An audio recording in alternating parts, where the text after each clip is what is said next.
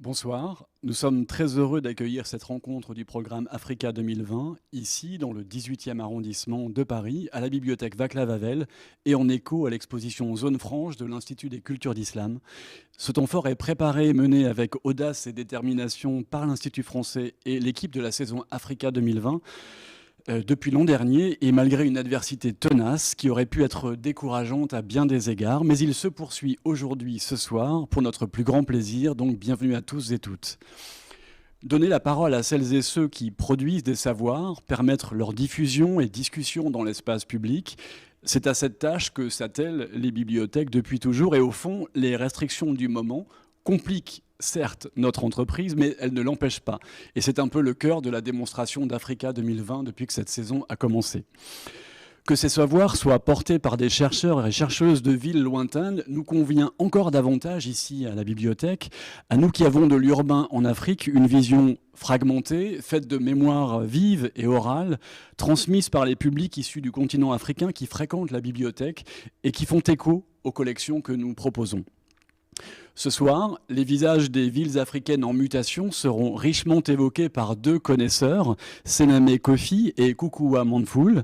Entretien qui sera mené par Sandrine Mercier, en direct de la bibliothèque, mais également en duplex depuis Londres, avec le précieux concours de nos interprètes Pascal Fougère et Rebecca Reynaud, que nous remercions chaleureusement. Je voulais tout d'abord vous donner la bienvenue à tous et toutes, mais également demander à Bérénice Saliou, ici présente, de nous dire peut-être en quoi cette conférence aujourd'hui fait écho à l'exposition qui est en cours à l'Institut. Merci cher Pascal, merci pour vos mots et votre accueil à la bibliothèque Václav Havel. Merci également à Bibliocité de mettre en œuvre cette soirée en s'adaptant virtuellement pour continuer de donner la parole aux penseurs et créateurs de ce monde, et en particulier ce soir du continent africain. Cette table ronde, Ville africaine en mutation, s'inscrit dans le cadre de la saison Africa 2020, portée par des centaines de structures du territoire français, en partenariat avec une myriade d'acteurs du continent africain. Une saison qui invite à repenser l'Afrique d'un point de vue africain. À l'Institut des cultures d'Islam, quartier général d'Africa 2020, nous avons travaillé pendant 2 ans avec nos chers partenaires Doualart au Cameroun et Think Tanger au Maroc, que j'en profite pour saluer, pour construire collectivement un programme intitulé Zone Franche. Zone Franche, c'est une exposition d'art contemporain à découvrir pour l'instant en virtuel sur le site de l'Institut des cultures d'Islam, et une programmation de concerts, de films, d'activités pour le jeune public et de conférences comme celle à laquelle vous allez pouvoir assister ce soir. Nous espérons pouvoir organiser en réel très bientôt tout ce programme puisqu'il court jusqu'au 31 juillet 2021 et que effectivement je me trompe parce qu'un an sans public, c'est bien long. L'exposition invite à penser les flux et les mouvements des voyageurs et de leurs productions matérielles et immatérielles en s'affranchissant des frontières. Elle investit les murs de l'Institut des cultures d'Islam jusque dans le hammam, mais aussi les rues de Barbès-Châteaurouge, grâce à un parcours visuel et sonore intitulé « Les fables du Calao ». Zone franche, c'est avant tout une zone de libre-échange intellectuel qui ne connaît pas de limites. Aussi ce soir, je suis vraiment très heureuse que nous soyons réunis autour de Koukoua Manfoul et Sename Kofi et notre modératrice Sandrine Mercier pour partager ce moment d'échange et de débat autour des villes africaines en mutation. Je vais donc immédiatement leur céder la parole et vous remercie à tous d'être là avec nous ce soir.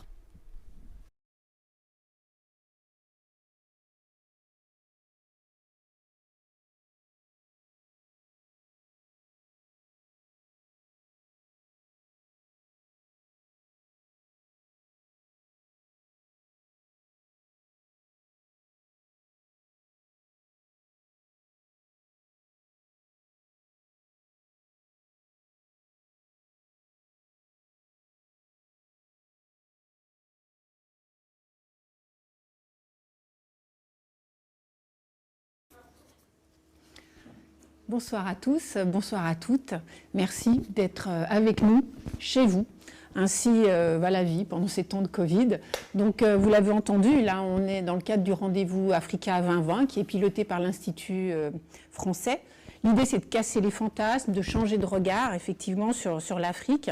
Donc, les rendez-vous ont été en partie décalés et tout le mois de mars, en fait, a été consacré. Il a fallu se réinventer Ça a donc été dédié à des séries d'échanges, de débats. Et c'est dans ce cadre-là qu'on veut montrer la force un peu de l'Afrique, de sa jeunesse, de tout ce qui se passe dans les villes africaines aujourd'hui, et d'envisager ces défis pour le XXIe siècle. Et bien sûr, les villes en font partie, puisqu'elles connaissent une urbanisation accélérée. Imaginez que la population urbaine en Afrique a doublé déjà sur les 20 dernières années, et qu'en plus, elle devrait accueillir 950 millions d'habitants d'ici 2050. Et après discussion avec Senamé pour préparer ce débat, j'ai découvert que 5 villes, toutes les plus grandes villes du monde, 5 villes, les 5 premières, seront en Afrique en 2050. Alors imaginez donc le Caire, il y aura même un nouveau triangle entre Cotonou, Lagos et une 3e ville, Abidjan, donc un triangle de ces villes, ça fera une ville à cheval sur 3 pays, donc on va vraiment connaître des mutations énormes dans les années, dans les décennies à venir. Donc on va débattre entre nous, avec Koukoua, avec Senamé, pendant une petite heure, et après vous aurez la parole donc pendant à peu près un quart d'heure.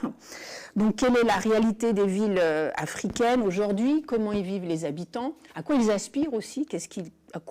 Dans quelle recherche ils sont? Et avec l'augmentation des populations, est-ce que l'étalement urbain est inéluctable? Est-ce qu'au contraire, il va falloir construire encore plus en vertical? Comment intégrer aussi les nouvelles constructions qui soient plus durables? Est-ce qu'il faut privilégier maintenant des matériaux plus locaux? Est-ce qu'il faut réinventer les techniques? Voilà de quoi on va interroger aussi, questionner le modèle de la ville occidentale, car une nouvelle génération d'architectes arrive avec de nouvelles approches, avec de nouvelles utopies urbaines, où justement la ville serait inspirée des coutumes traditionnelles africaines, qui tiendraient compte des facteurs climatiques aussi, et qui seraient bâties avec des matériaux locaux et façonnés par les habitants. Donc il y a deux architectes avec nous ce soir de cette nouvelle génération qui veut transformer la ville. Donc il y a Senamé Kofi. Bonjour. Bonjour. Merci d'être avec nous. Donc, vous vivez à Lomé. Souvent, vous venez aussi à Montreuil. Avant le Covid, vous partagiez votre vie entre ces deux villes. Alors, vous êtes architecte, anthropologue. C'est pas banal. Comment vous avez alimenté l'un et l'autre, architecte, anthropologue? Comment ça se nourrit, tout ça? Alors, je suis principalement architecte. Je suis devenu anthropologue par cohérence parce que je m'intéressais aux architectures traditionnelles africaines.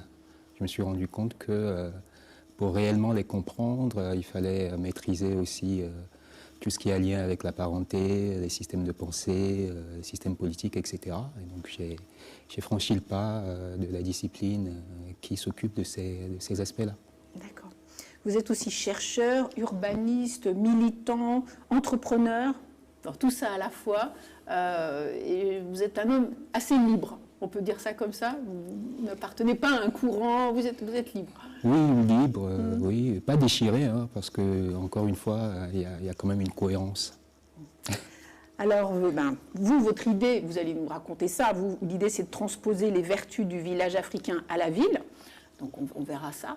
Et j'aimerais savoir, parce que là, vous avez passé 7 jours, vous avez eu droit au confinement dans un hôtel, sans bouger, sans sortir. Qu'est-ce que vous avez fait pendant ces 7 jours, seul avec vous-même?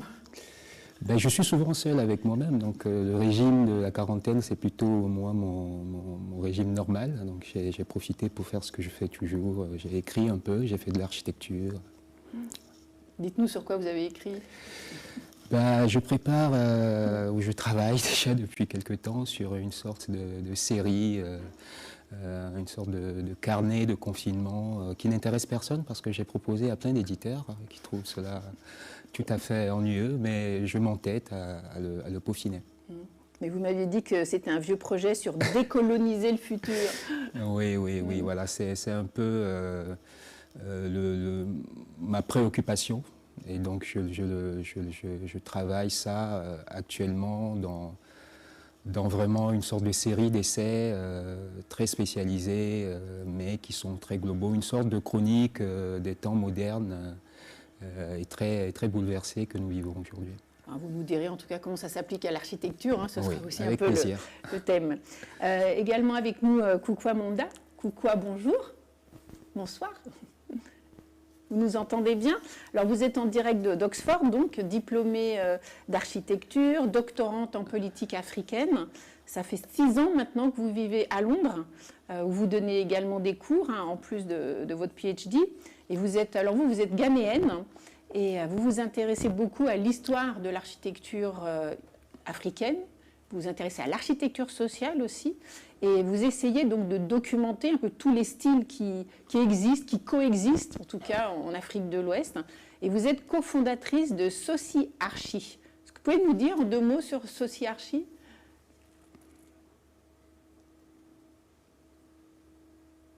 Thank you for the invitation and hello to you. Merci beaucoup de cette invitation. Bonjour à vous tous à Paris. Oui, c'est vrai que j'ai voulu documenter l'histoire de l'évolution d'architecture africaine, mais plus particulièrement au Ghana, surtout précoloniale, car nous avons perdu des choses, bien sûr, dans l'ère coloniale. Mais pour moi aussi, je m'intéresse aussi de l'aspect sociopolitique de l'architecture et j'ai plusieurs approches. Donc, j'étudie aussi l'architecture contemporaine, et je reviens vers les archives aussi. Actuellement, je plonge dans les archives au Ghana de 1874 à aujourd'hui. Donc, je regarde les permis de construire, etc., des articles dans la presse, etc. Donc vous passez du temps dans les bibliothèques, on peut imaginer, pour documenter, pour vous renseigner. Comment vous vivez la ville de Londres depuis 6 ans? Qu'est-ce qu'elle vous inspire, cette ville? So I first moved to Eh bien, je suis arrivée à Oxford pour un master dans les études africaines et j'étais vraiment passionnée par le sujet de l'architecture africaine et j'ai voulu comprendre mieux les aspects politiques de l'architecture. Donc, bon. Londres était une ville à la fois très ancienne. C'est formidable de voir tous ces bâtiments qui existent toujours, qui ont connu une histoire extraordinaire. Mais c'est dommage, à Accra, nous n'avons pas de bâtiments aussi anciens pour diverses raisons, bien sûr. Donc, mon travail ici, c'est de tenter de retrouver ce qui préexistait pour comprendre qui nous sommes comme peuple. Alors vous nous ferez voir tout à l'heure effectivement les différentes formes architecturales qui existent ou qui coexistent aujourd'hui au Ghana. Et vous, Sename, vous, Paris, Montreuil aussi, cette ville-là, qu'est-ce qu'elle vous inspire? Bon, moi j'y vis, hein, plus ou moins depuis un moment déjà, je viens régulièrement. Je suis surpris à l'occasion de ce voyage-ci par quelque chose dont j'ai commencé à parler avec le début du confinement, qui est que, en fait, il me semble que le capitalisme, pour se survivre, en quelque sorte, devait promouvoir ce que j'appelle un capitalisme du dégagement. Devait pousser les gens de plus en plus vers l'intérieur pour libérer l'espace public, soit à de la machine ou à du calcul. C'est-à-dire que le calcul remplacerait le lien et les machines feraient ce que faisaient les hommes avant. Et donc on avait déjà vu que la conjoncture de la quarantaine favorisait un peu ce mouvement-là. Et de se replier sur l'intérieur, de repousser les humains à l'intérieur. Ouais. Et là, quand je suis revenu, on n'est plus en quarantaine, mais j'ai vu qu'il y a un dispositif qui fait presque mieux cela, c'est l'interdiction pour les restaurateurs de servir sur place. Et ça, c'est très parisien d'aller manger au restaurant, et ce n'est plus possible. Donc on a perdu une grosse fonction de la ville. Voilà, exactement. Et ça, c'est un pas de plus vers quelque chose qui est qui est une sorte de réduction de la potentialité de l'humain pour plus d'investissement dans l'algorithme, parce que maintenant presque tout le monde commande à manger, on est découragé de sortir parce qu'on n'a pas de lieu en fait pour se poser. Voilà. Et au fond, pour vous, une ville, c'est quoi une ville? C'est quoi la fonction de la ville? Alors la ville n'a pas été pensée sur de bons fondamentaux, en tout cas pas sur des fondamentaux éthiques. Et en disant cela, je m'inscris dans un courant qui est un peu celui qu'on appelle des anthropologues anarchistes. Il faut lire pour cela James Scott. Et James Scott, en analysant la construction des premières cités-États, démonte une thèse qui est celui de ce qu'on appelle les contractualistes, qui disent que la ville est le fruit d'un pacte, la ville et l'État sont le fruit d'un pacte, c'est qu'il s'agit d'une sorte de parapluie où les hommes ont décidé de se regrouper pour avoir protection, sécurité, etc.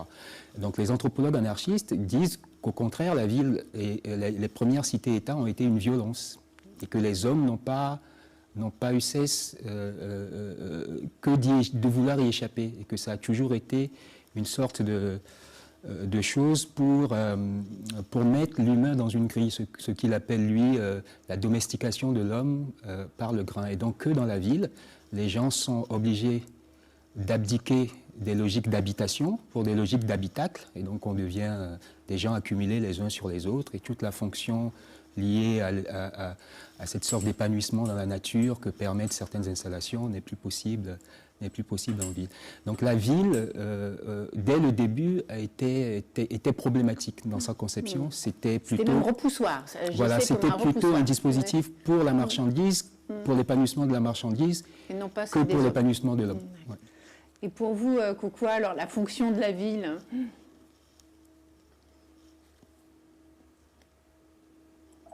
I really like some of the ideas that Sename has brought up. Oui, Sename a évoqué des idées tout à fait pertinentes. Et bien sûr, et les villes ont évolué et nous avons découvert que les villes n'étaient pas résilientes face à une situation sur Covid. Et c'est pour ça qu'il est intéressant de revenir en arrière et regarder l'histoire. La ville de Kumasi de Ghana, une ville très ancienne et qui existe toujours.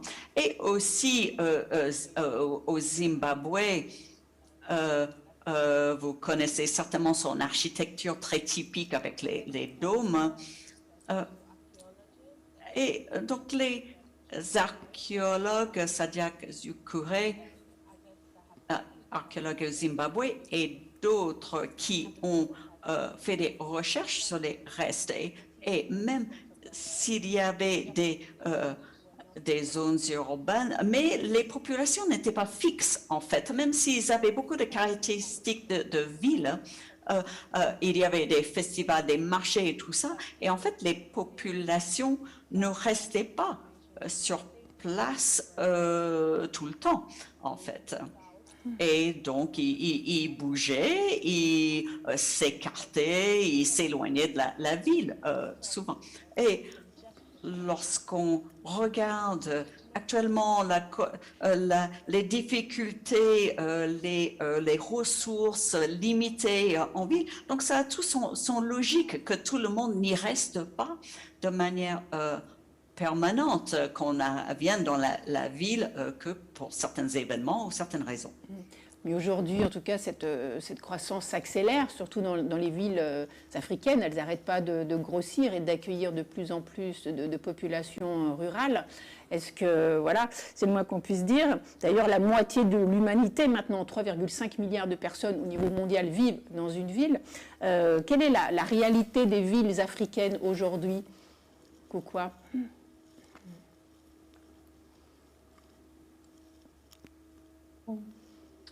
So yeah, like you're perfectly right. The growth Oui, rapid. vous avez tout à fait raison, en fait. Hein. Je pense qu'effectivement, il est important de voir pourquoi les gens vont dans les villes. Les opportunités, c'est une nécessité. Et puis aussi politiquement, parce qu'ils se sont aperçus en fait, que le gouvernement faisait plus attention aux habitants qui vivaient dans les villes. Hein. Donc, effectivement, c'est un mélange de ressources et d'opportunités. Je pense qu'évidemment, ce n'est pas durable, cette expansion infinie des villes, parce qu'il n'y a pas suffisamment de services qui sont proposés. Hein. Pour tous ces gens qui arrivent, mais je pense que le futur, c'est effectivement dans des croissances plus durables des villes. Hein. Mais si les gens ont ce dont ils ont besoin, d'une certaine manière, il va y avoir peut-être des expansions de villes qui seront moins importantes. Hein. Cette manière dont les villes s'étendent n'est pas si alarmiste, mais en même temps, il faut y prêter attention. Sénamé, vous, quelle réalité, par exemple, à Lomé ou dans les grandes capitales d'Afrique, quand on est un habitant et qu'on y vit 24 heures sur 24, c'est quoi la réalité? C'est quoi la difficulté? C'est les embouteillages, c'est la pollution, c'est les constructions anarchiques, c'est des villes sans plan, comment? Mais d'abord, Koukoua a raison de rappeler qu'il y avait eu des villes en Afrique. L'Afrique a été urbaine, relativement urbaine, dans l'Antiquité, à certains moments de l'histoire, et que même la démographie était assez conséquente, que tout cela, que ce soit l'objet ville ou le nombre, ont été contrariés par une histoire faite de razzias, d'occupation, etc., etc. Et que ce qui se passe aujourd'hui, en fait, ce n'est qu'une sorte de rebond dans ce qui aurait peut-être été normalement l'histoire de ce continent. Alors la réalité des villes africaines, c'est que évidemment l'urbanisme est dopé en quelque sorte par cette démographie, donc c'est un urbain sur 4 hein, qu'on anticipe pour 2050, un humain sur 4 qui vivrait donc en Afrique, dont un urbain sur 6. Et c'est, vous l'avez dit tout à l'heure, à peu près un petit peu moins d'1 milliard d'individus en plus.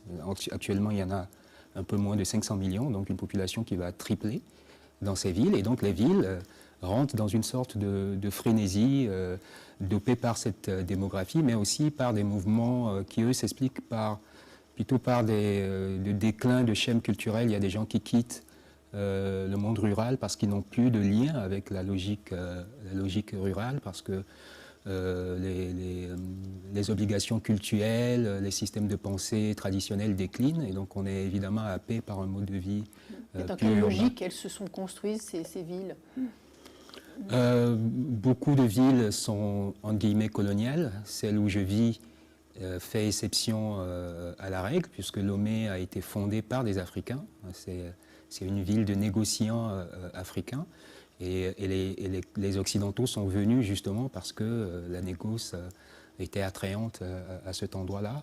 Et c'est resté une ville commerciale jusqu'à aujourd'hui, mais une ville plus ou moins à taille humaine, où il n'y avait pas, vous avez raison de le dire, comme dans beaucoup d'autres contextes africains, de vision, il n'y a pas de plan de développement. Mais jusqu'à très récemment, à Lomé, et c'est le cas pour d'autres villes, cela faisait plutôt le charme. Donc ça laissait de la place à cette informalité, et on pouvait imaginer que cette ville se développe de la sorte sans qu'il y ait vraiment de la contrainte. Seulement, depuis quelque temps, il y a aussi de nouvelles forces de production de la ville qui sont plus de l'ordre de la pulsion, qui sont des forces d'argent qui viennent parce qu'il y a ce signal qui a été lancé que l'Afrique s'urbanise, donc il y a du marché, il y a du contrat, et les forces du type pulsion, elles ne peuvent pas être laissées telles quelles, elles ont besoin d'être cadrées. Et donc, de façon plus cruciale que jamais, il s'impose donc à ces villes-là de définir une sorte de contraindre un peu ces forces-là, qu'on ne peut pas laisser s'exprimer aussi librement qu'on pouvait laisser ce qu'on appelle aujourd'hui l'informel et qui est très combattu par le décideur.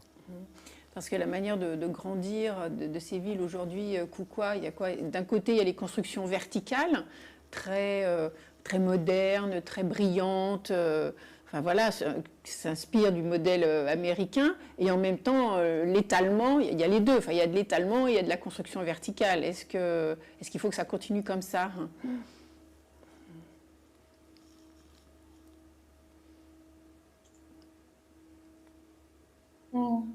Yeah. So for cities like Accra, we are not quite. Alors, pour des villes comme Accra, au contraire de l'imagination et de ce qui se dit à l'extérieur de l'Afrique, il y a toujours encore beaucoup d'espace libre. Donc, quand on voit ces bâtiments très hauts, ce sont généralement en fait des bâtiments prestigieux liés à des entreprises. Et donc, il y a encore beaucoup d'espace qui peut être utilisé. Et je crois que effectivement, c'est bien d'avoir la possibilité d'apprendre des erreurs des autres villes en ce qui concerne la concentration des gens, les questions des embouteillages. Donc, si on prend Lagos aussi, où il y a bien moins de terrain disponible actuellement, il y a quand même un niveau en fait d'expansion qui pourrait être un peu mieux administré. Je ne crois pas que ça doit nécessairement être horizontal, mais je pense que effectivement c'est toujours cette question de la durabilité et de ce qui peut rendre la vie acceptable et aussi saine, particulièrement dans la période de la pandémie. Alors, Koukoua, est-ce que vous pouvez nous présenter un peu le résultat de vos premières recherches là, sur les différents types d'architecture qui cohabitent en ce moment, particulièrement dans votre pays, au Ghana? Parce que vous nous avez montré des photos, je crois.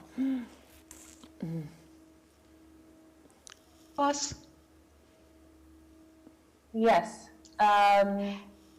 So yeah, Oui. Tout à fait, voilà, je vois maintenant les photographies à l'écran. Donc, vous voyez les photographies, c'est regarder en fait à la fois quelque chose qui a à voir avec une évolution et aussi différents types d'architecture qui sont au Ghana. Il y a donc des architectures indigènes qui donc existait avant la décolonisation dans la région. Donc, on appelle ça des compounds, en fait des ensembles, ou peut-être des cours plutôt en français, voilà, où vivaient plusieurs familles. Et c'est un endroit où les gens partagent, c'est un endroit pour la vie commune. C'est là où les enfants jouent, en fait, dans ces cours. Il y a toujours, en fait, un adulte qui est là, qui peut les surveiller. Et puis après, donc, il y a ces bâtiments qui date des premiers temps de la colonisation. Donc, c'était en fait des espèces de choses qui visaient à ressembler à l'architecture romane ou grecque, et donc des choses construites par les Danois, par les Britanniques, par les Néerlandais sur la côte du Ghana. Donc, cette architecture coloniale a influencé, bien sûr, grandement l'architecture indigène, puisqu'elle était de plus en plus associée au pouvoir, au prestige, mais également à des canons de la beauté. Et évidemment, les colonisateurs donc réprimaient l'architecture traditionnelle, et il pensait que de toute façon cet art et cette architecture autochtone n'étaient pas beaux. Hein. Donc, dans l'image numéro 3, là, on est sur une architecture coloniale plus tardive, qui est généralement de style moderniste et qu'on retrouve dans toute l'Afrique de l'Ouest et notamment le Sénégal. Et ce qui était attirant avec cette architecture moderniste, pour les leaders indépendantistes comme Nkrumah au Ghana, c'était qu'elle représentait une rupture avec la tradition, mais pas seulement la tradition africaine, mais aussi avec la tradition de l'architecture coloniale. Donc je dirais l'architecture, en fait, qu'on voit aujourd'hui, c'est une architecture qui répond à cette architecture coloniale avec des grands couloirs, avec des formes linéaires. Mais cette période contemporaine qu'on connaît aujourd'hui, c'est des choses qui avaient été faites sans architectes. C'est des gens, en fait, qui construisent leur maison. Voilà, on voit par exemple qu'il y a sur une image là que l'interprète ne voit pas, hein, mais il y a une BMW apparemment qui a été coupée en deux. Hein, on voit aussi qu'il y a des peinture. Donc on est dans une architecture d'expression, une architecture de récupération. On fait avec ce qu'on a, on ne suit aucun formalisme ou aucun canon du bon goût. C'est ce qu'on appelle l'architecture informelle.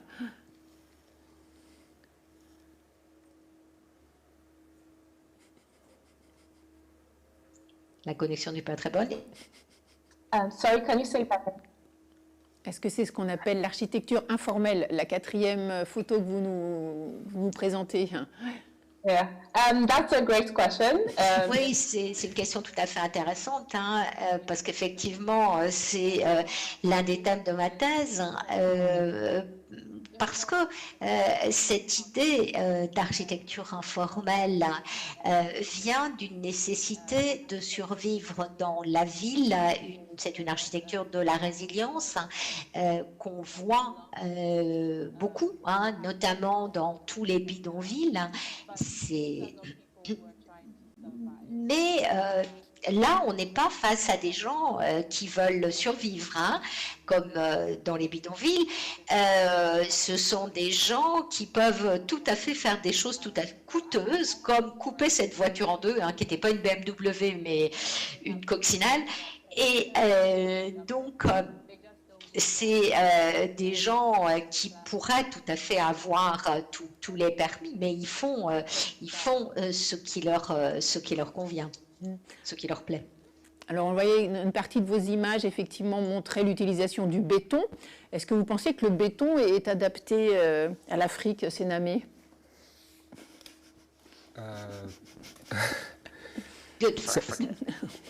Ça dépend. Alors là, posé comme ça, la question est un peu embêtante. Moi, je suis à la fois un très grand anti-béton et un amoureux du béton parce qu'il y a des contraintes, il y a des performances que vous ne pouvez atteindre qu'avec le béton.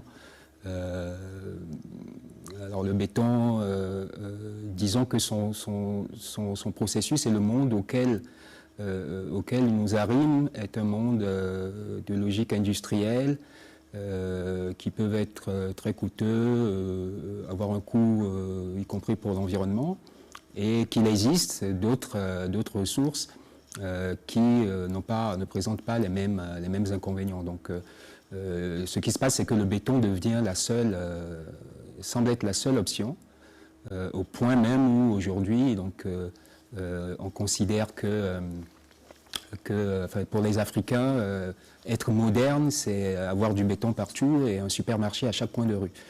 Ce qui, surtout révélé par la crise actuelle, est le summum de l'archaïsme, puisque la modernité aujourd'hui nous demande de faire modeste et de reconnecter pas pas avec de la grande distribution, mais de la capacité de production, pas de la consommation stéréotypée, mais de la consommation plus riche, plus féconde, qui tisse avec son environnement.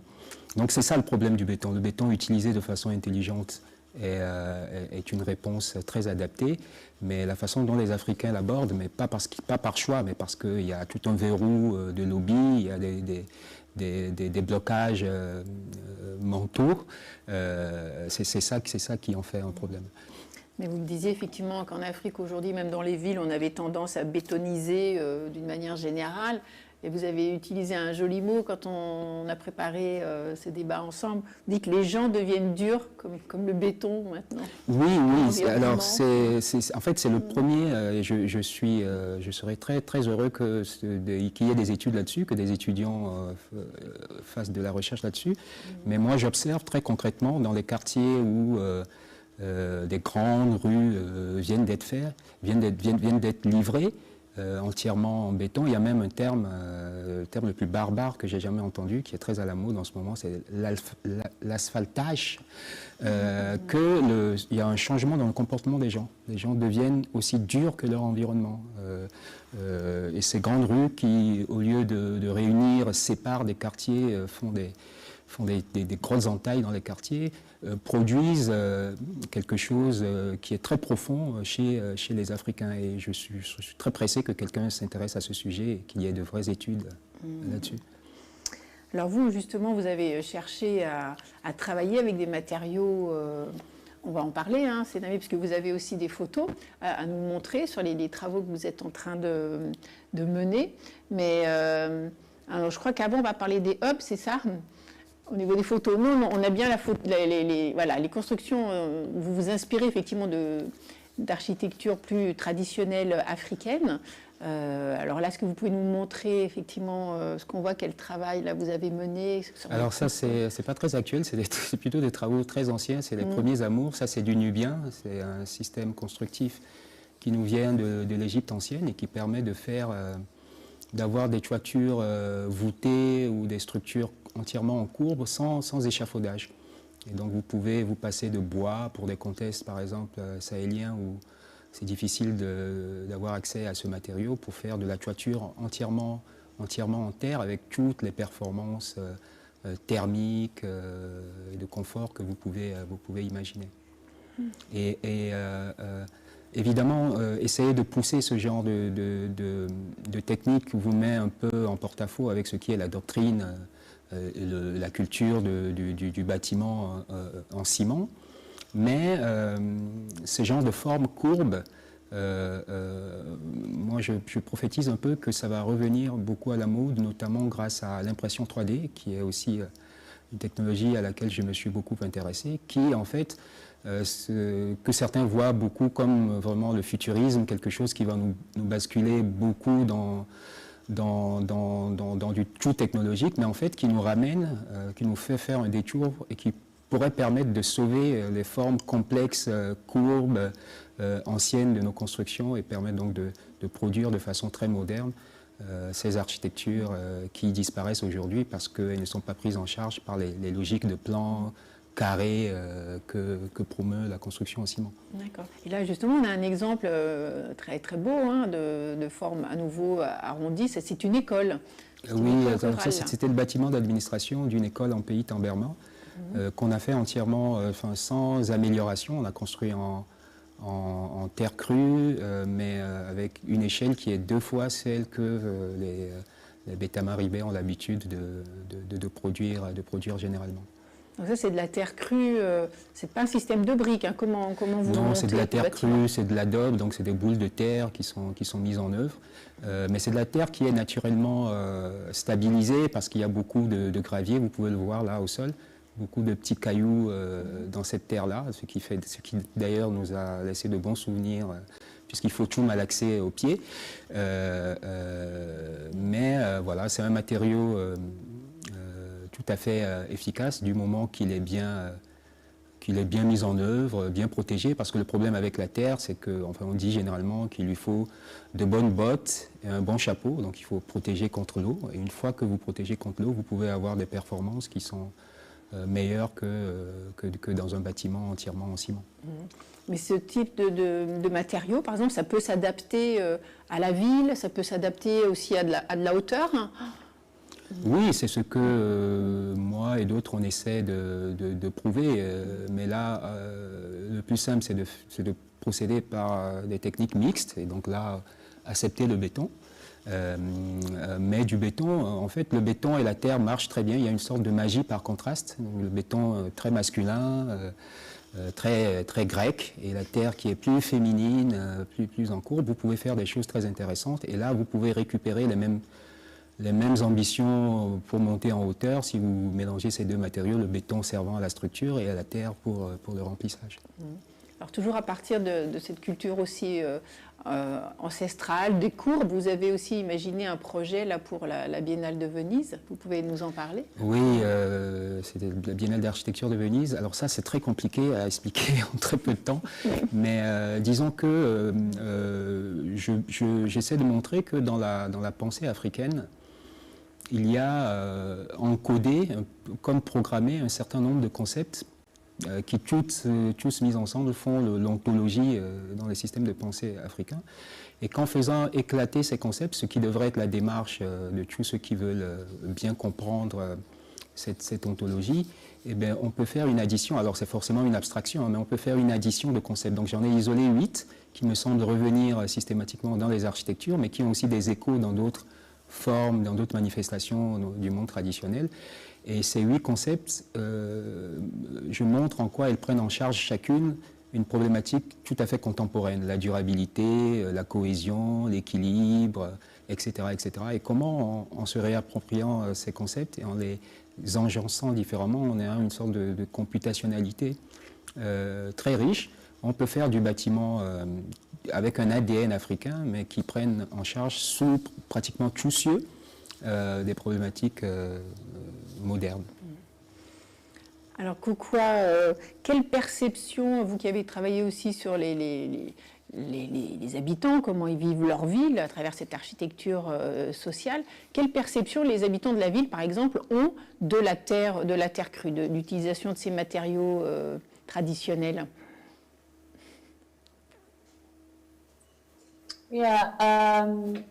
Thanks for that question.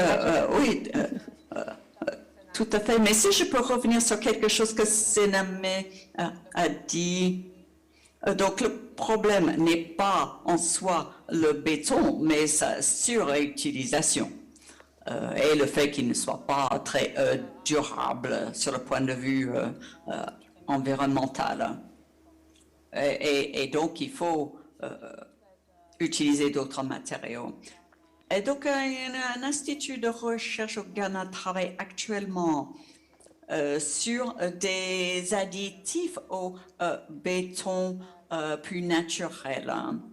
En ce qui concerne ce que les gens pensent de ces matériaux, et j'ai mené des recherches sur ce sujet, et ce que j'ai trouvé, c'est que parce que l'État, même en ère post-coloniale, a tellement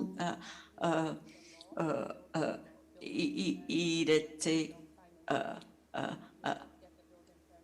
interdit longtemps d'utiliser des matériaux plus naturels. Donc, il y avait une interdiction très longtemps. On ne pouvait pas obtenir le permis de construire. Donc, il y avait un problème de la loi. Et c'est vrai que ça fait penser au village. Hein, mais eux, ils tentent d'échapper au village pour chercher une meilleure vie en ville. Donc, il y a ces associations-là dans leurs esprits. Mais je dirais qu'il y a 15 ans, il y a eu un architecte très connu, Joe Addo, qui a construit sa maison dans un quartier aisé avec ces matériaux, bien sûr, lissé poli, et c'était magnifique. Et les gens étaient impressionnés. Et Et ce qu'on a pu voir, c'était dans le quartier, il y avait de nouvelles maisons qui, bon, ensuite l'ont imité. Donc, il y a aussi une question de goût, d'influence sur les goûts du public. Et justement pour montrer que ce n'est pas arriéré du tout, ou pour les pauvres. Et donc les gens sont tout à fait prêts à l'utiliser en sachant qu'ils peuvent construire une belle maison avec. Et donc maintenant qu'ils ont vu la démonstration, ils sont plus convaincus et nous avons de plus en plus d'architectes qui sont prêts à faire le saut aussi. Hein. À Burkina Faso, par exemple, nous commençons à voir des essais parce que c'est vrai qu'il faut prouver aux gens aussi que ça marche bien, que c'est durable, que ça résiste à la pluie, etc. Donc, il faut en faire la démonstration. Alors, à part l'utilisation des matériaux, Sienamé, vous avez, dans cette construction de ville, dans votre conception à vous de la ville, vous avez un fort engagement aussi sur les nouvelles technologies. Donc là, on va passer... Pour ça, ça va ensemble. Et vous avez justement créé, vous avez voulu respecter les structures villageoises et vous avez créé des Hub City avec des WooLab. Est-ce que vous pouvez nous parler de ce que vous avez imaginé à Lomé? Alors, pour faire vraiment simple, l'observation, c'est que avec ce tournant de métropolisation générale, l'avenir des hommes semble être urbain. Mais la question de la ville va se solder en Afrique, puisque, comme vous l'avez rappelé, les objets urbains les plus atypiques et les plus importants vont émerger sur ce continent à une échéance très, très, très proche. Hein. Et donc, ce que décideront les villes africaines s'imposeront grosso modo à la terre entière.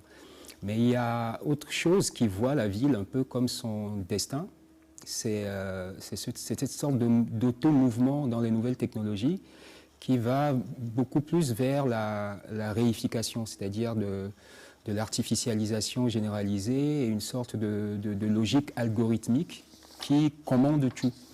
Et cette tension dans les nouvelles technologies considère qu'elle ne pourra se concrétiser que si elle fait de la ville.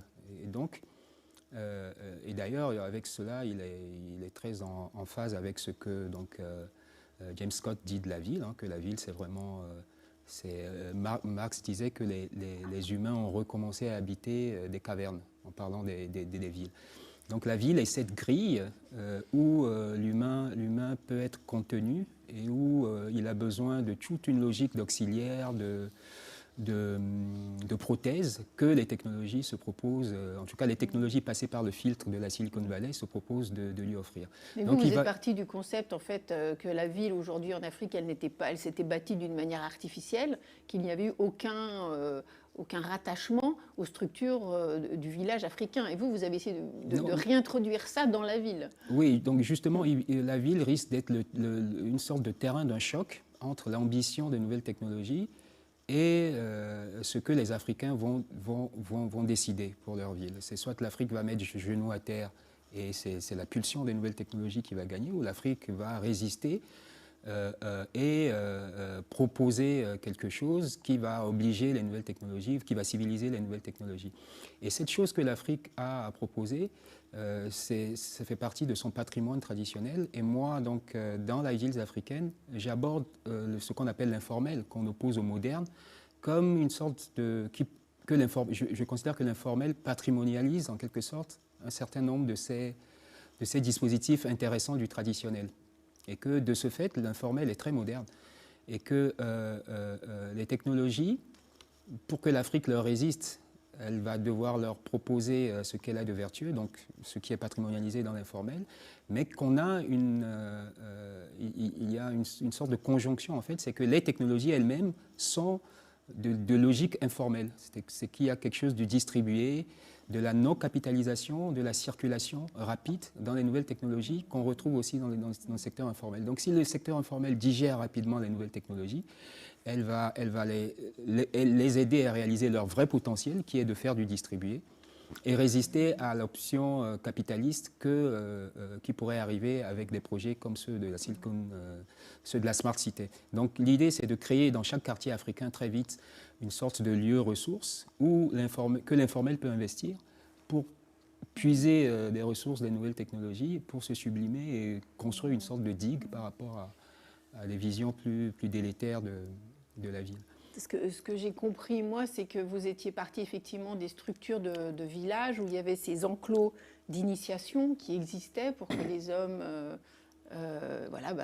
continuent après de sociabiliser et il se crée quelque chose dans ces enclos d'initiation pour après vivre ensemble dans les villages. Et vous avez essayé de créer à travers ces WULAB, donc vous recréez l'enclos d'initiation à partir des nouvelles technologies pour qu'il se crée des liens, des relations entre ces jeunes pour qu'ensemble ils puissent imaginer leur manière de vivre dans le quartier ou de proposer des solutions qui profitent à tous à travers les nouvelles technologies, si j'ai bien résumé. Oui, c'est ça. En fait, on a anticipé un mouvement qui s'est observé avec la crise actuelle, c'est que quand la ville officielle, la ville des supermarchés s'est retrouvée bloquée, isolée, parce qu'on avait fermé les accès, et bien la ville, celle qu'on appelle de l'informel, parce qu'elle perpétuait des capacités de vie, elle a repris du poil de la bête. Et donc le marché de plein air a trouvé son sens, les solidarités et le lien, on a retrouvé trace du lien, etc. etc. Et donc, nous, notre idée, c'est de dire qu'en fait, il faut faire de la ville un village. Mais le problème du village, c'est qu'il ne fonctionne qu'à une échelle. Et donc, en fait, il ne s'agit pas de faire de la ville un village, mais faire de la ville plusieurs villages. Donc, procéder un peu par archipel et recréer dans la ville, il y a ça, je crois, dans Édouard Glissant, de créer une ville en archipel pour traiter les sujets à des échelles où il est possible de le faire sans qu'il y ait une autorité forte qui contrôle tout, mais que ce soit l'échange, la multiplicité des liens qui résolvent les problèmes. Et comment créer ces îlots? Eh bien, on a trouvé intéressant de mettre à leur centre ces espaces que nous appelons les WELAB, qui s'inspirent beaucoup, même si ce sont des signaux plutôt du monde des nouvelles technologies, qui empruntent à ce qu'on appelle des tiers-lieux, les Fab Labs, etc., qui recyclent quelque chose qui, dans le système traditionnel, servait à faire cohésion, qui est l'enclos d'initiation. Donc avoir un enclos d'initiation au centre de chacune de ces cellules et multiplier les cellules dans la ville, et grâce aux nouvelles technologies, avoir une sorte de système de translation entre toutes ces cellules, pour sortir d'une ville un peu verticale, très intriquée dans la sorte de grande cité mondiale. Une ville autoritaire, lutter contre cette ville autoritaire, voilà, qui soit une ville effectivement un peu plus distribuée. Plus distribuée. Ouais. Koukoua, est-ce que vous connaissez ces travaux, ces systèmes de hub city à Lomé? Est-ce que vous connaissez ce fonctionnement et comment les politiques envisagent ces nouvelles émergences? Yeah, I'm not sure if Sename will remember, but Sename se souvient peut-être, mais quand j'étais plus jeune, j'ai travaillé avec une organisation qui avait participé à Lomé, à WOLAB. Je n'ai pas pu assister moi-même, mais oui, effectivement, son travail, ces idées de rendre cette réflexion plus démocratique et ouverte, nous en avons vraiment besoin. Nous pouvons commencer à avoir une influence sur les politiques urbaines. Ça prend du temps, c'est sûr, hein, bien sûr. Les élus veulent rester élus, ils veulent garder leur poste. Donc, donc il faut parler aux habitants au maximum qui vont ensuite mettre pression sur les élus pour dire voilà ce que nous voulons. Donc, je m'intéresse beaucoup à cet aspect de pédagogie des habitants, de leur montrer ce qui est possible et qui ne sont pas obligés de vivre dans les conditions actuelles. Et Koukoua, comment vous pensez que l'architecture doit s'emparer de la question du développement des activités informelles? Tous ces petits commerces, tout l'artisanat qui se développe énormément dans ces villes. Est-ce qu'il y a une réponse aujourd'hui architecturale, planifiée, politique?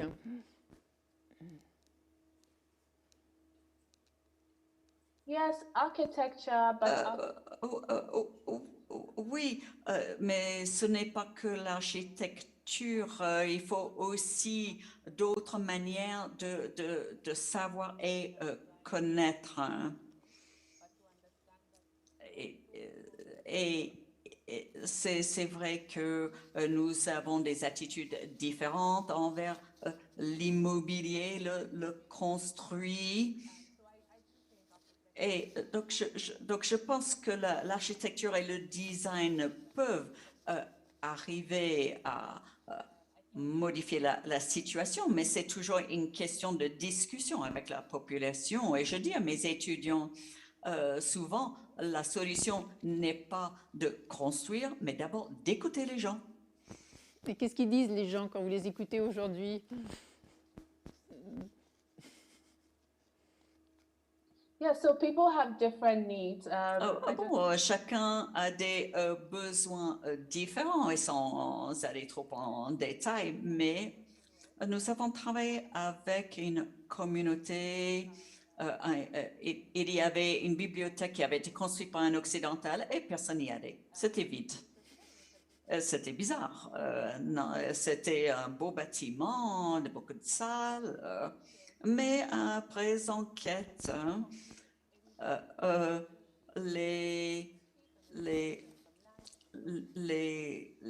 les gens n'ont pas, ils se sont pas appropriés. Déjà, la situation géographique était pas bonne.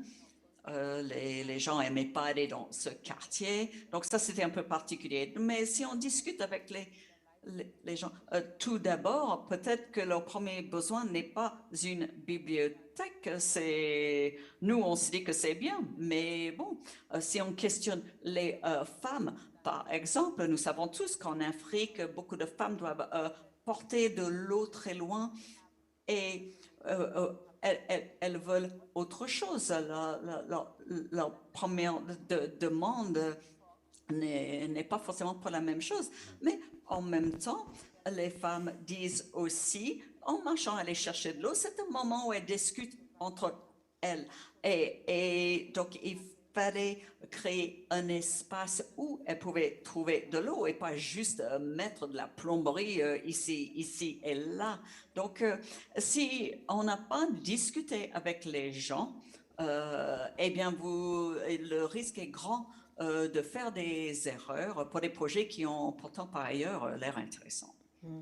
Alors on parle beaucoup aussi aujourd'hui de villes durables, vous l'avez évoqué Kukwa et vous aussi, est-ce que ça fait partie de vos préoccupations quand vous travaillez effectivement avec les matériaux? Sorry, the translation got off to a slow start there. I missed the question, yes. La question, non, là, c'était pas forcément pour vous, c'était de dire qu'aujourd'hui, vous avez beaucoup parlé de villes durables. À un moment, c'était effectivement un défi pour les villes africaines ou les villes dans le monde.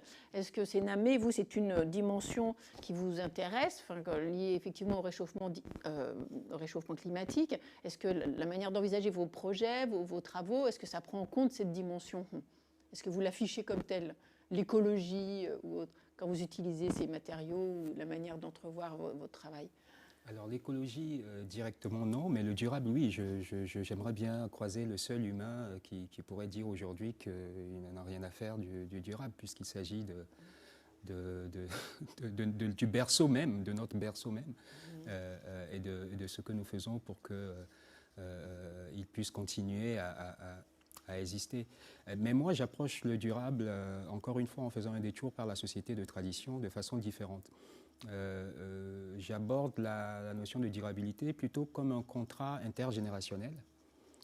Il s'agit de voir comment on fait pour que nos actes d'aujourd'hui n'handicapent pas ceux qui viendraient après nous. Et quand vous abordez le durable de la sorte, vous voyez par exemple tout l'absurde de la façon dont gère la crise actuelle. Parce que le premier mois et le deuxième mois, tout le monde a été en panique, on s'est concentré sur les causes. On a rappelé notamment que c'est aussi une crise de l'urbanocène, de la métropolisation un peu délirante. Et puis, on n'a plus du tout parlé des causes. On s'est concentré sur la gestion de la crise. Et 90% des actes qui ont été posés pour gérer cette crise, la rendre supportable, en sortir, en fait, un cube des crises qui vont émerger dans quelques années.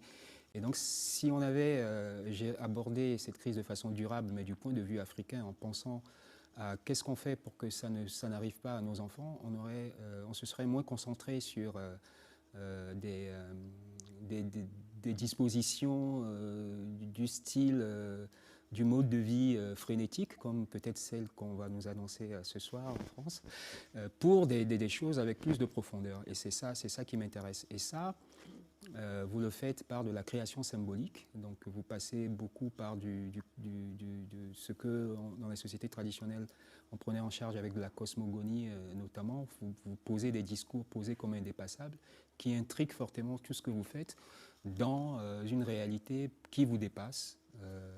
Et c'est comme ça que moi j'essaie de le traiter.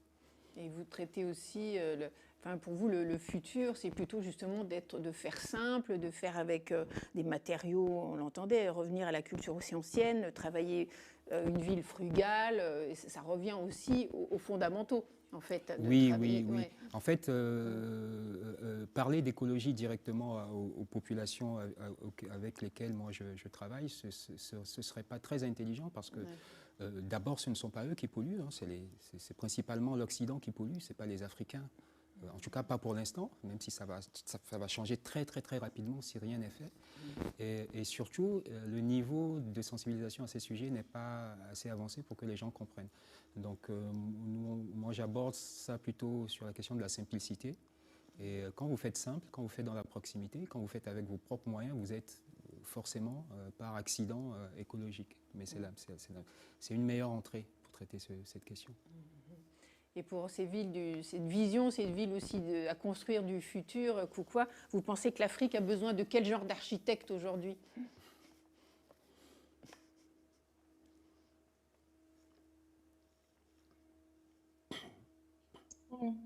One that really takes the need of...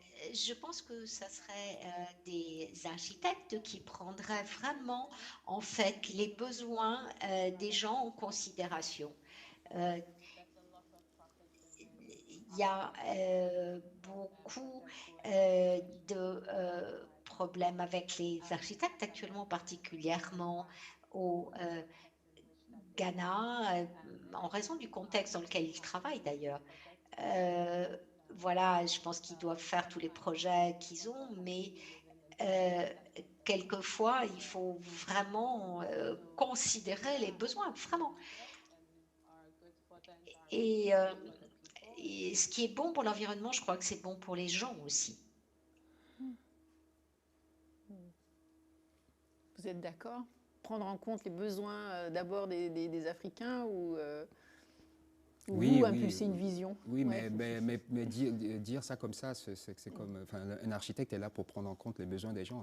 Ça ne devrait pas être dit comme une qualité. C'est le principe de l'architecte. Moi, je dirais qu'il faut plus d'architectes comme Koukoua, parce que c'est très simple hein, de sortir avec un diplôme d'architecte et de prendre des projets de villas style Miami, de faire du béton, de se faire son carnet d'adresses et de gagner beaucoup d'argent en Afrique. C'est d'ailleurs comme ça qu'on programme les étudiants des écoles d'architecture africaines.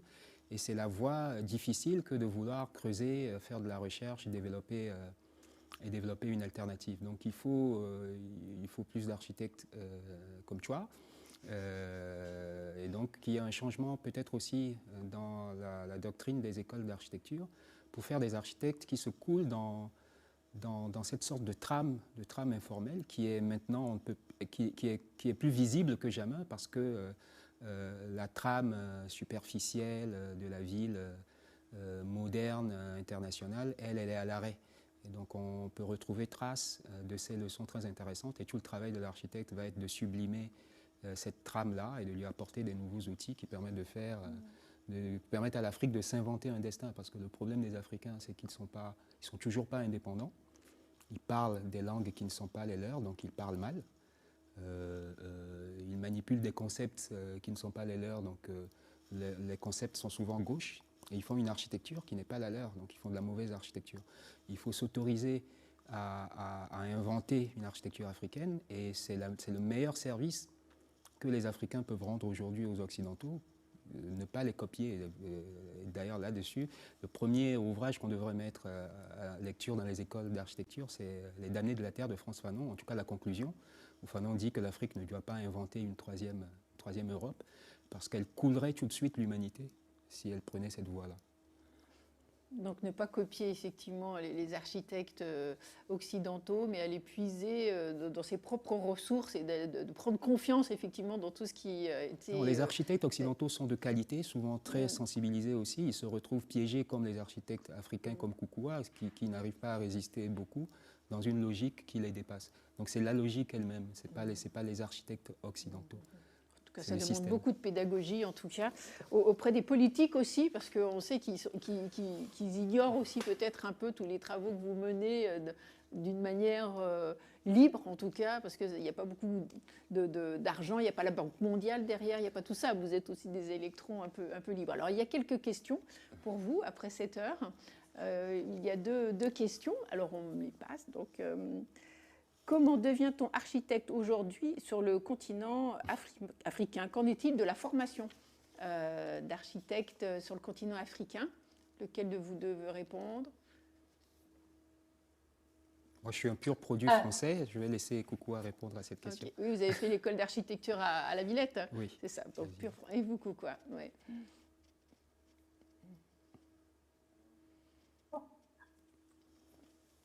I was just going to say. Alors, j'allais juste dire.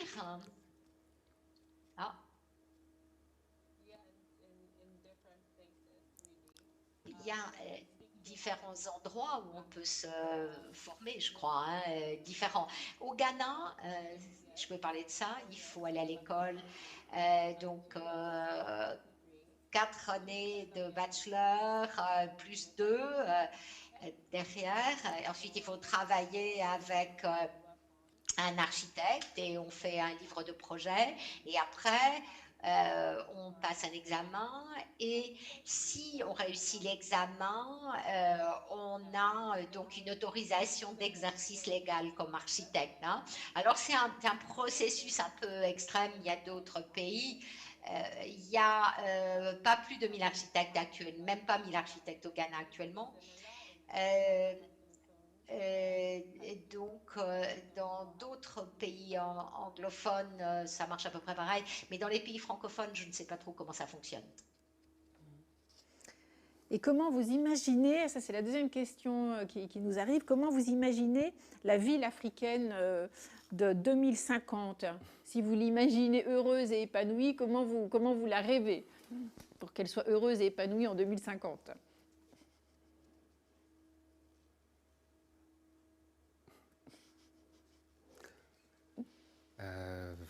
Je préfère rebondir sur une pique à propos des décideurs plutôt que sur le rêve, pour dire que, et ça me permet aussi de parler de cette très belle expo actuellement qui n'est pas visitable malheureusement, zone franche, à l'Institut des cultures de l'islam, et notamment d'une œuvre de Jean-David Nkot, où on voit donc des portraits d'ouvriers africains, mais sur fond de cartes d'Afrique, où à la place des noms des villes, il y a des noms de grandes entreprises de BTP françaises.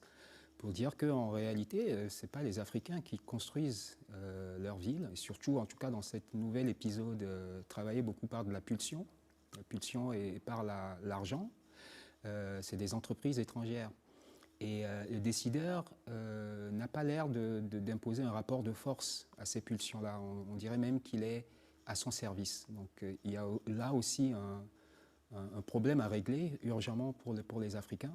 C'est cette classe de décideurs aux ordres des intérêts étrangers, ou alors des fois même, et c'est de plus en plus fort, il y a même un capitalisme africain qui s'impose aussi, qui n'est pas très attentif aux besoins réels des populations, mais qui saisit des opportunités, et l'urbanisation de l'Afrique est une grosse opportunité.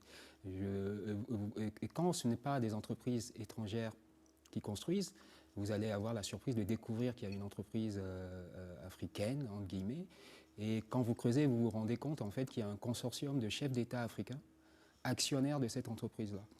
Et donc, il y a un problème, peut-être pour revenir à la vraie question, je pense qu'on ne passera pas, si on veut un futur heureux, un futur urbain heureux, par ce passage à obliger qui est qu'il faut de nouvelles épopées révolutionnaires sur ce continent pour dégager la classe dirigeante qui est en ce moment en place et les remplacer par des gens qui sont plus soucieux des populations. Et quand je dis révolutionnaire, pas seulement dans la forme, mais dans le fond, dans le sens de vrais projets pour les populations. L'Afrique ne pourra pas faire l'économie de ce grand chamboulement. Passer par une nouvelle forme de démocratie, effectivement, pour construire ces villes qui soient habitables, vivables, heureuses et épanouies. Alors pour 2050, Koukoua, vous la voyez comment, cette ville ?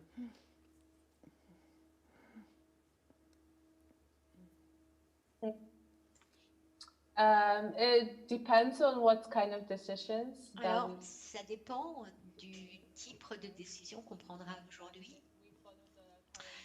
Et si on continue dans la ligne qui est la nôtre aujourd'hui, je ne suis pas sûre qu'on fasse une ville qui n'est pas contente, parce que je crois qu'il y a une constance, en fait, que je retrouve dans ma recherche sur l'histoire des villes africaines, c'est que les gens se rebellent toujours et qu'ils trouvent toujours une manière de survivre, une manière de faire la beauté, de la créer. Donc, il y a toujours, en fait, cette résistance, il y a toujours cette informalité qui est là. Les gens fonctionnent à l'extérieur de cet ordre du jour capitaliste. Je dirais que j'ai lu en fait une étude récente qui dit qu'on a perdu 75% de notre végétation en 10 ans et c'est quelque chose qu'il faut évidemment arrêter. Et évidemment, cette chose-là, elle est venue d'une recherche du profit d'un certain nombre de personnes. Et donc, si on continue comme ça, le futur de la ville d'Accra n'est pas forcément brillant, mais je crois toujours que les gens arriveront à résister et à trouver des solutions. Et pour terminer, il y a effectivement aussi quelqu'un qui nous pose une question sur les vertus du village africain. Quelles seraient les vertus de ce village qu'on devrait transposer dans la ville ? Alors je préviens tout de suite que je n'idéalise pas à l'excès le système traditionnel.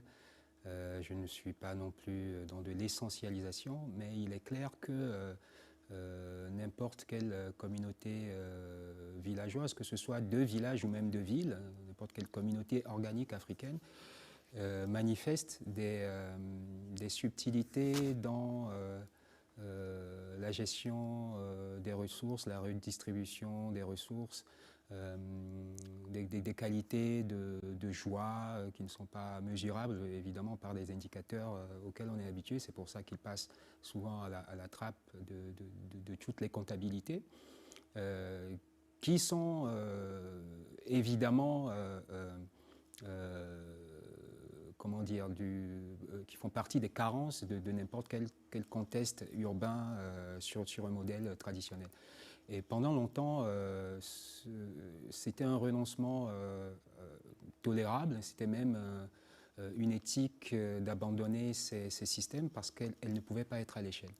Donc rentrer dans de la grande ville nous obligeait à renoncer un peu à cette qualité-là parce que pour créer de l'ordre dans la grande ville, il faut y substituer une certaine autorité qui permette que tous se tiennent bien.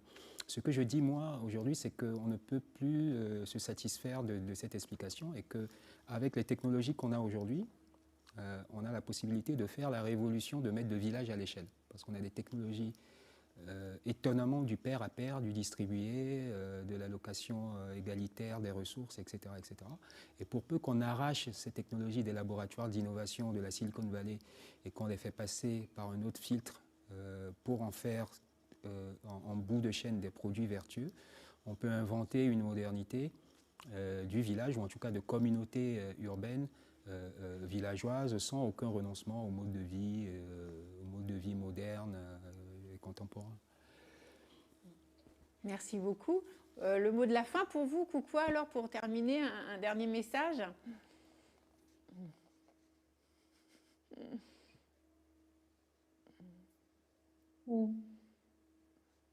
Yes, I would just follow on what Sename. Alors, j'irai dans la même voie que ce qu'Ename a dit, hein, et dire que ce n'est pas nécessaire, en fait, de faire la réplique, en fait, mais juste découvrir l'essence, en fait, de ces traditions, et que quelquefois, lorsque les gens parlent de revenir à la vie du village, je crois que ce à quoi ils font référence, c'est le retour à la communalité, la fraternité, et je crois que c'est une vie qu'on peut tout à fait vivre, ce genre de vie en ville, et il y a des villes où on le voit, c'est-à-dire c'est ne pas se soucier seulement de vous-même, de votre propre profit, mais de la collectivité. Merci beaucoup. Merci Kukwa pour terminer ce débat. Merci pour ce mot. On peut retrouver donc cette fraternité, cette manière de vivre en collectivité. On le retrouve en ville de toute façon, parce qu'on ne vit pas seul quand même en ville. Hein. C'est le moins qu'on puisse dire. On est quand même dans une collectivité assez dense, et qu'on peut retisser en tout cas des liens qui soient vivables et qui soient humains. C'est aussi votre ambition en tant qu'architecte. Merci beaucoup d'avoir passé 1h15 avec nous. Merci encore, et à très bientôt, et bonne soirée à tous. Merci. Salut.